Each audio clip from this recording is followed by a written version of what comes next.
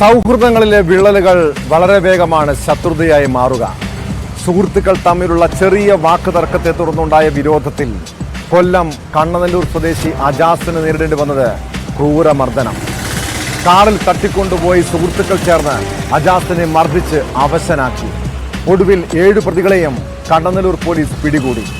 ഇവർ സഞ്ചരിച്ച വാഹനവും പോലീസ് കസ്റ്റഡിയിലെടുത്തിട്ടുണ്ട്.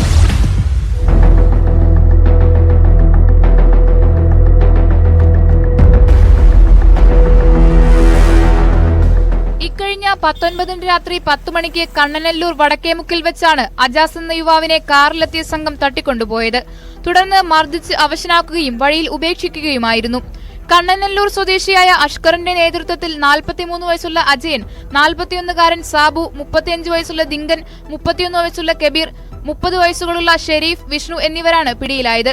അക്രമം നടത്തിയ അഷ്കറുമായുള്ള വാക്കുതർക്കമാണ് വിരോധത്തിലും തട്ടിക്കൊണ്ടുപോയി മർദ്ദനത്തിലും കലാശിച്ചത്. അജാസിനെ ക്രൂരമായി സംഘം ചേർന്ന് മർദ്ദിക്കുകയും അസഭ്യം പറയുകയും ചെയ്തതായി പരാതിയിൽ പറയുന്നു. തുടർന്ന് തന്റെ കയ്യിലുണ്ടായിരുന്ന മൊബൈൽ ഫോണും പൈസയും തട്ടിയെടുത്തെന്നും അജാസ് മൊഴി നൽകി. പരാതിയിൽ കേസെടുത്ത കണ്ണനല്ലൂർ പോലീസ് 7 പ്രതികളെയും പിടികൂടുകയായിരുന്നു. ഇവർ സഞ്ചരിച്ച വാഹനവും കസ്റ്റഡിയിലെടുത്തു. തുടർന്ന് കൊട്ടാരക്കര കോടതിയിൽ ഹാജരാക്കിയ പ്രതികളെ റിമാൻഡ് ചെയ്തു.